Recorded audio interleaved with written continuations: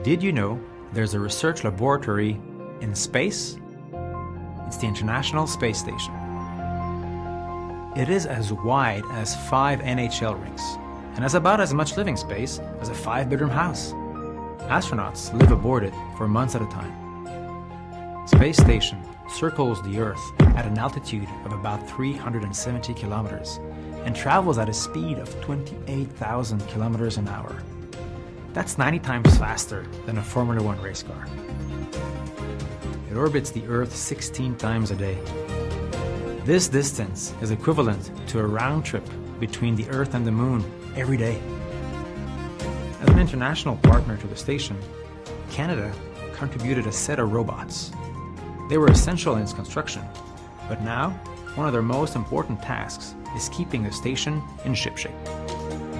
And it's thanks to this contribution that Canada can conduct science experiments on board Space Station and also send astronauts to space, like me. You can even go on board virtually and share in real time the view the astronauts have of the Earth. The station is quite visible at night. In fact, after the Moon, it's the brightest object in the night sky. Try spotting it tonight.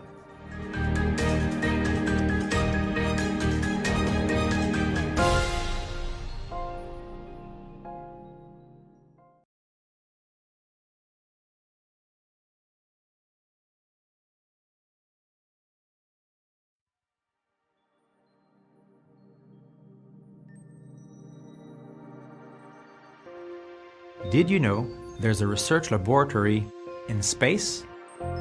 It's the International Space Station. It is as wide as 5 NHL rinks and has about as much living space as a 5-bedroom house. Astronauts live aboard it for months at a time. Space Station circles the Earth at an altitude of about 370 kilometers and travels at a speed of 28,000 kilometers an hour.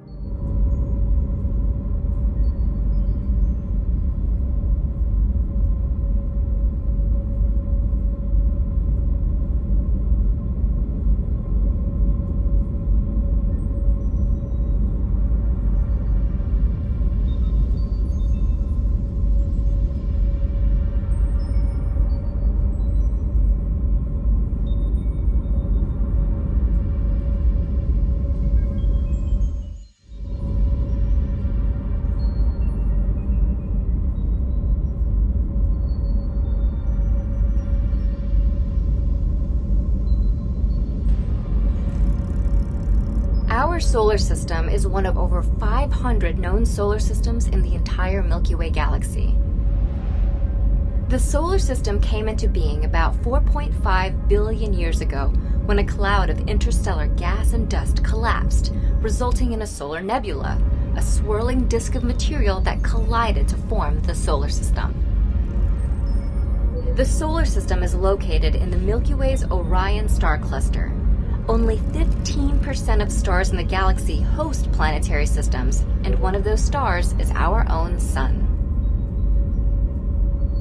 Revolving around the Sun are 8 planets.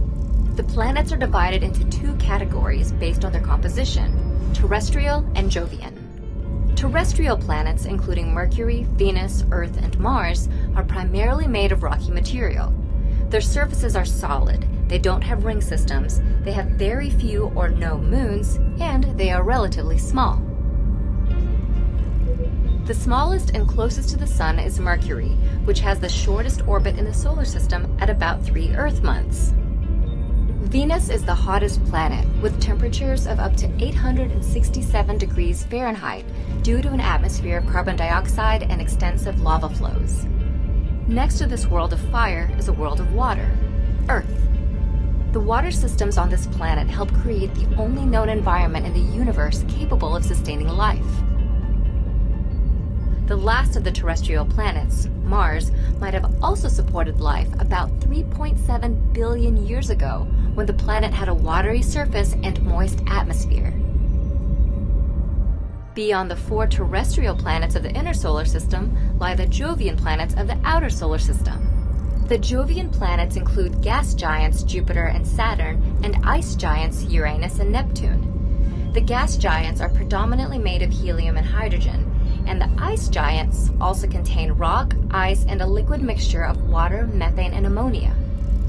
All 4 Jovian planets have multiple moons, sport ring systems, have no solid surface, and are immense. The largest Jovian is also the largest planet in the solar system, Jupiter. Nearby is Saturn, the solar system's second largest planet. Its signature rings are wide enough to fit between Earth and the Moon, but are barely a kilometer thick. Past Saturn are the ice giants Uranus and Neptune. The slightly bigger of these ice giants, Uranus, is famous for rotating on its side. Next to Uranus is Neptune, the outermost planet in the solar system and also one of the coldest. Orbiting the terrestrial planets is the asteroid belt, a flat disk of rocky objects full of remnants from the solar system's formation, from microscopic dust particles to the largest known object, the dwarf planet Ceres. Another disk of space debris lies much further out and orbits the Jovian planets, the icy Kuiper belt. Apart from asteroids, the Kuiper belt is also home to dwarf planets such as Pluto and is the birthplace of many comets. Beyond the Kuiper belt is the Oort cloud, a vast spherical collection of icy debris. It is considered the edge of the solar system since that is where the gravitational and physical influences of the sun end.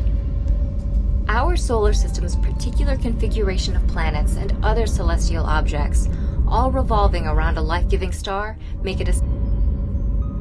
The Moon was formed about 4.5 billion years ago, when, according to one theory, the Earth slammed into another early planet.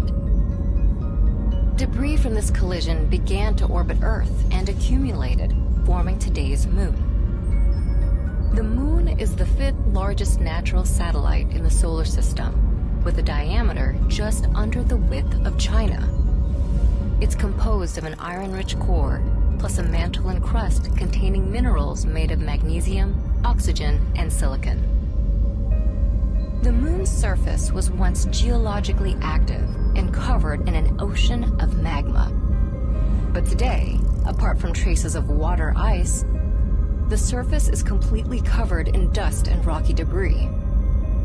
Countless craters dot the Moon's surface, each formed by objects such as meteoroids, comets, and asteroids crashing onto the Moon. The largest crater, the South Pole Aitken Basin, spans across a quarter of the Moon's surface and is nearly deep enough to fit Mount Everest inside. The Moon orbits our planet at an average distance of 30 Earths. It rotates at the same rate that it revolves. So as it revolves around our planet, the same side of the Moon faces the Earth at all times. From the Earth's surface, we can observe 8 distinct, traditionally recognized stages of the Moon's illumination. Called lunar phases, they have been observed for thousands of years and even provided the basis for the earliest calendars.